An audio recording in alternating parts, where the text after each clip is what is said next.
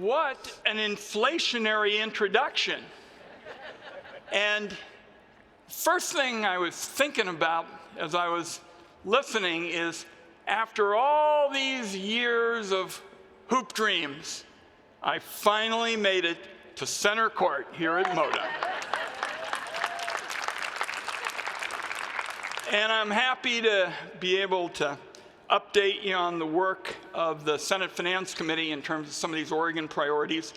But before we leave the basketball issue, I want to say I continue to be a firm believer that one day soon, this arena will be home to a WNBA team in addition to the Blazers.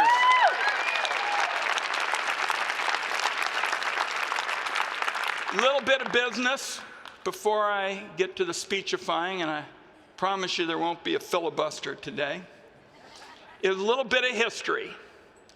A little over 21 years ago, some folks that you know had a dream. There was Duncan Wise, there was Bill Thorndike, there was a new young senator who wanted to play in the NBA. And there was another fellow named Dick Wyden. He was an executive at Utilities, but he was involved in every good cause. My understanding is he's in the House today. We wouldn't have had 21 years of great summits without Dick Wyden. Let's give him a round of applause. Where are you, Dick?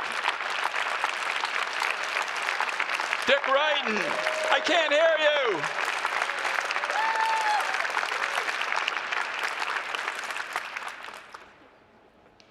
So we're going to think big a bit today, and I want to tell you that what I've been hearing, I've now had 1,065 town meetings, that Oregonians very much want the message today of thinking big. And more than that, they want us to come out swinging, because we are sick and tired of national media showing up, flying in for a parachute, having some salmon, and beating us up. And I think it's time to start talking about the things we're doing. They're going to pay off big, and it's going to be important for Oregon. It's going to be important for the country. So, you heard mention of semiconductors. You ought to know we're fighting inflation ferociously.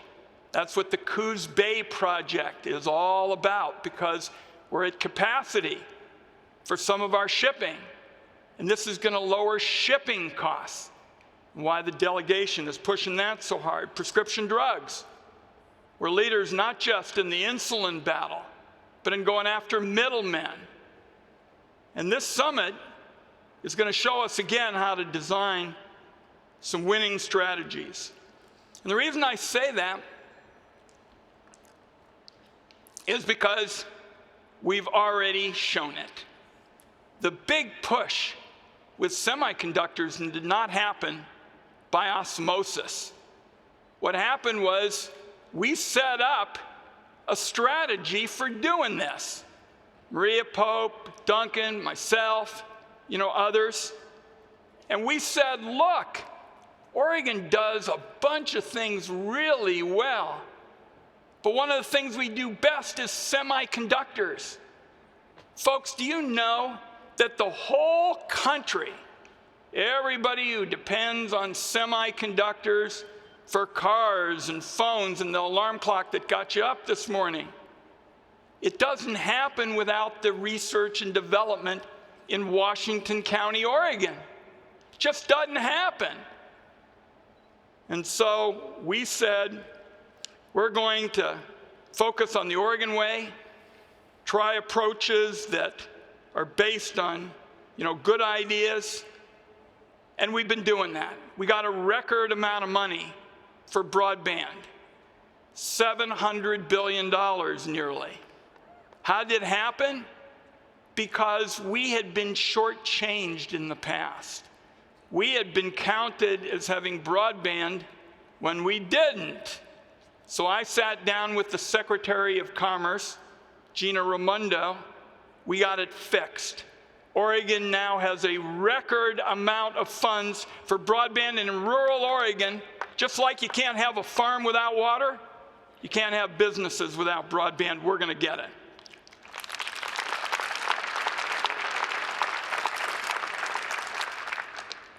I mentioned the supply chain, issue, and we'll talk some more about it over the course of the day, but it's so important because I hear this at the town meetings. We're creating more jobs. The jobs numbers nationally were pretty good. We're creating more jobs in Oregon. We've got to do more to hold down inflation. So that's what I'm doing with respect to shipping, prescription drugs, reducing the concentration in the food industry, which beefs up prices. So these are all some of the bread and butter kinds of issues, and I'm not going to close without talking about wildfire, because again, we've seen great changes in wood products, and we're making real headway in terms of fighting these fires. Folks, these fires are not your grandfather's fires. They're bigger, they're hotter, they're more powerful. Senator Merkley and I have been able to get a record amount of money for improving forest management, going in there and thinning out all these dead and dying materials, more prescribed burns. And let me tell you something, before the next budget, we will have raised the salaries of firefighters so we can get the courageous people we need in the woods.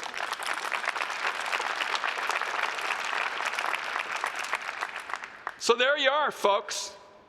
Chips and semiconductors born right here at this summit, going to create thousands of good-paying jobs.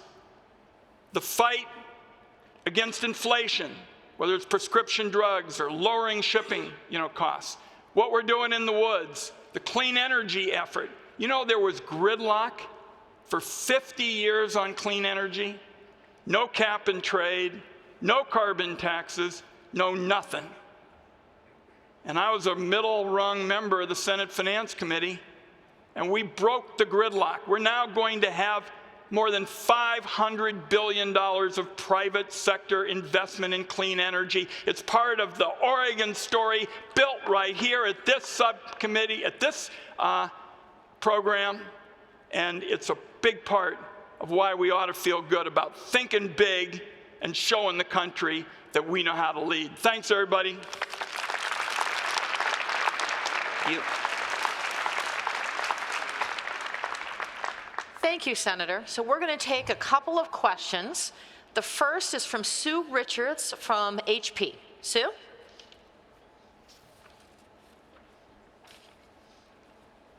Is Sue out there in cyberspace somewhere? Yes. Oh, good. Okay. All right, waiting on a mic. First of all, Senator Wyden, let me just first say thank you for all the work you've done to really drive the CHIPS Act and really seeing that passage through.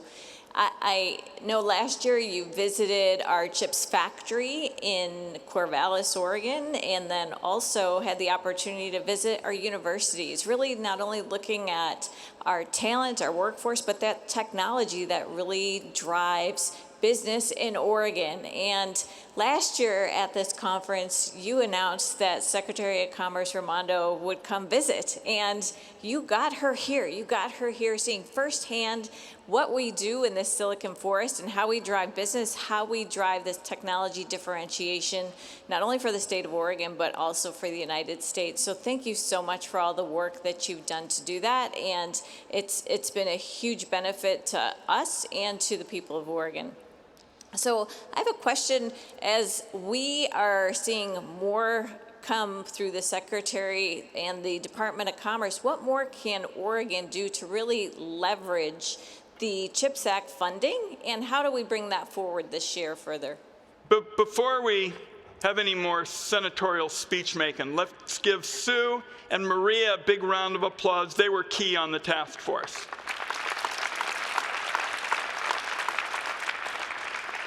Couple of quick points, Sue. First is the reason we did so well at the legislature, which paired it with the federal effort that I've been discussing, is we had a truly bipartisan effort at the legislature. You had Representative Knope and Wyden and stellar Democrats, Janelle Bynum and Jeanette Solomon. We kept it bipartisan at the legislature.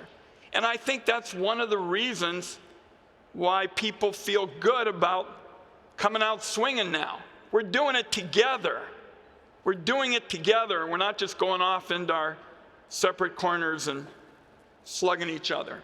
The Commerce Secretary came, Gina Raimondo, and within 24 hours, Gina Raimondo said to America, not just to us in Oregon, if you want to see semiconductors done right, look at Oregon. It was in the national press. Got only a couple of lines, but you're going to hear about it from me. You ought to hear about it from Oregonians. The legislature dedicated $190 million to the cause of chips. And this spring, our universities benefited from federal funds. But apropos of Sue's point, there are a couple of big things that are coming up that we ought to be very excited about and are really thinking big. First, I think we have a very strong case for getting a lithography-focused National Semiconductor Technology Center. You heard it here, folks. We are going to pull out all the stops. That will be a difference maker.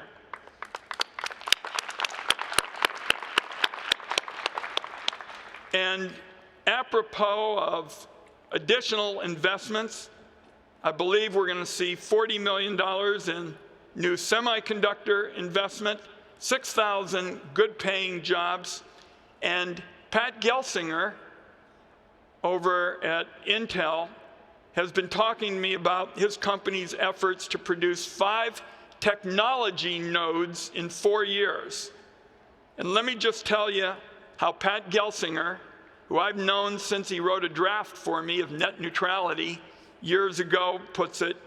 He says, while Intel is proud of its expansion in Arizona and new fab in Ohio, Pat Gelsinger says nothing happens without Oregon. Let's get that message out.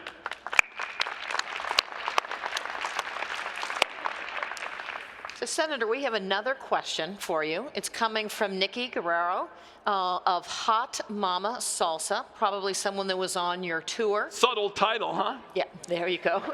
So, Nikki? Thank you. Oh, you're going to hold it? Okay. Good morning, Senator. Where are you, Nikki? I'm over here, to your left. To my left. Right here. Thank you for the opportunity and invitation to be here today and for the opportunity to represent the small-scale food manufacturing community here in Oregon. My name is Nikki Guerrero, and as you heard, my company is called Hot Mama Salsa. We manufacture a line of Mexican-style products from salsa to tortilla chips. My company is in the midst of an expansion right now and poised to take over the co-manufacturing of some other small-scale food businesses here in the Portland area and in Oregon. As you know, the food manufacturing industry has steadily grown in our state to be a very valuable industry and one of the largest employers overall in the state. It's an industry that can support our agricultural industry, keeping more dollars in Oregon. It's also an industry that we see a lot of diversity in business owners and in employees. But it's also an industry that continues to get squeezed out by the consolidation of distribution channels, the consolidation of sales channels, the increased food safety regulations with the implementation of FSMA. Access to affordable funding is often unattainable to small-scale food manufacturers, and challenges with the available workforce continue as a result of the pandemic. I really enjoyed getting to meet you this summer on your bounty tour of food manufacturers, and I am wondering what your takeaways were from that tour and how you plan to advance and build sustainability in the food and beverage manufacturing industries here in Oregon. Nikki is probably being too logical for much of government, but the point, Nikki, really is that's where I got the idea of turning this strategy to fight inflation, which is so important for Oregonians right now, into a chance to really help in terms of the prescription drug costs and eliminating middlemen in healthcare. And you heard in my remarks, going after the consolidation in food, which I think is driving up prices for consumers and driving up prices and costs for companies like yours. So when we get this together, we may call it the Nikki Act, because that fight against consolidation in food, Nikki, is really dedicated to your laying out the case. Now, there are a lot of pieces to this puzzle, folks, but one that Nikki and I talked about that's important to all of our businesses right now is the huge crunch in workforce housing.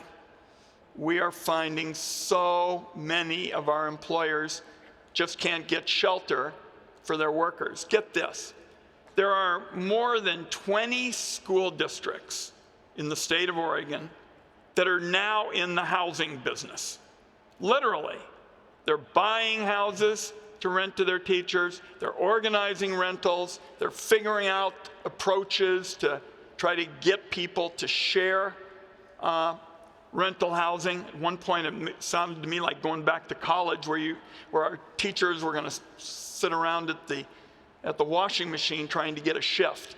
We need more workforce housing, and we particularly need it for small businesses and people in the agriculture and food sector. And last week, before I left Washington, I wanted to time it for the summit, I introduced the first bipartisan workforce housing legislation with Republican Senator Dan Sullivan. I think that too is going to help lower costs for business leaders like you. And thanks for being out there. Let's have a big round of applause for Hot Mama Salsa. So we have another question from Sean Walters of Daimler Truck. Where is Sean? Oh, there you go. Oh, perfect. Good morning, Senator Wyden. Good to see you again. The clean energy provisions you authored in the Inflation Reduction Act in 2022 for zero-emission heavy-duty trucks are finally starting to roll out, and it's improving the affordability and increasing the demand of our trucks. And I could say this has the possibility or the potential to really make Portland, Oregon, the heavy-duty truck capital and the zero-emission truck capital of our country, and we have you to thank for that. Could all of you hear that? I didn't get the applause on it. Sean, would you appreciate? I think we should absolutely have some applause. The leader. Number one, folks, not 3 or 5, number one in the United States. In fact, I pulled some data this morning, and according to vehicle registrations, 40% of all electric vehicles in this country are not only made by Daimler Truck, not only Freightliner trucks, but are manufactured here in Portland, Oregon, 5 minutes up the road.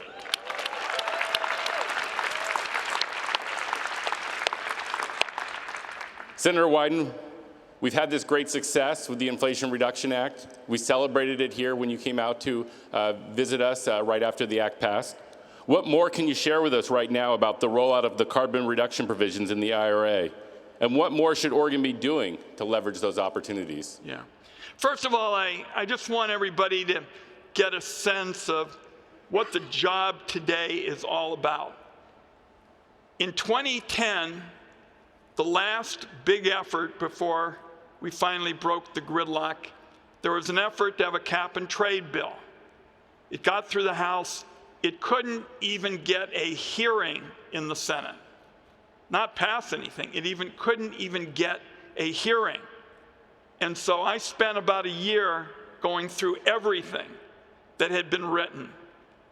And I looked at a very different system that would use carrots, not sticks, make it attractive for business leaders like Daimler. And what we said, and why I'm so proud that this company is in our state, is we're going to have technology neutrality, which would give every energy source a chance to participate. And you should know this law would not have happened without Maria Pope. So let's have a little bit of applause for her as she mobilized the electric sector. And what we were able to do is get technological neutrality, and what makes his trucks so terrific is the more you reduce carbon, the bigger your tax savings. Never been done before. Never been done before. When I proposed it, some of the lobbyists took bets on the passage of something like this in the Finance Committee, and the consensus was less than 1%. So that's what you get with Daimler, and there are lots of things in the Oregon way package: efficient new water heaters, heat pumps, solar panels, big tax breaks for commercial rooftop solar applications, the industrial applications, but particularly I am so proud that we've got in the House a leader not just in Oregon, but in terms of the country. And we're going to be doing a lot more. I got 90% of the clean energy package passed, but the one thing we didn't get, which is very important to anybody in the truck business, is increased transmission capacity to grow these cleaner vehicles. I'm going to come back and get that next time. Thank you. Okay. So, Senator, from clean energy to infrastructure to technology, the IIJA, the IRA, and the CHIPS Act, there's a tremendous amount of federal funding. What call to action do you have to all of us to maximize those benefits for Oregon? What I hope we'll do, and this is why I was so pleased to see that the title this year was going to be Think Big. I said, I'm going to go a step further. I want everybody to come out swinging, to take on these big kind of issues, the big challenges in terms of housing. I didn't mention mental health. We made a new announcement on Friday of help for the schools, particularly these 8th graders, for example, coming out of the pandemic, have really been set back in their own description at this little event, because we didn't do all we could have in terms of mental health to prepare for a pandemic. So we got some heavy lifting to do, but I'll close with this. I was in Southern Oregon recently, and they said they hadn't seen the drug enforcement people and all the law enforcement authorities. And I said, are you kidding me? Fentanyl is coming up I-5. We've got it in 84. It's coming from Mexico. It's now coming in small packages in order to get around some of the trade laws. Fentanyl in small packages coming from Mexico, I-5. I said I was going to get it changed. 3 months later, the day I came back to town, there was a big bust. The DEA announced more presence there, more hours. You saw the bust that we had in Portland. We've got a long, long way to go in terms of ridding our state of this drug scourge. But now we're thinking big. We're coming out swinging. This is what the summit's all about. Go get them. Thank you. Thank you all. Thank you for your leadership. Thank you.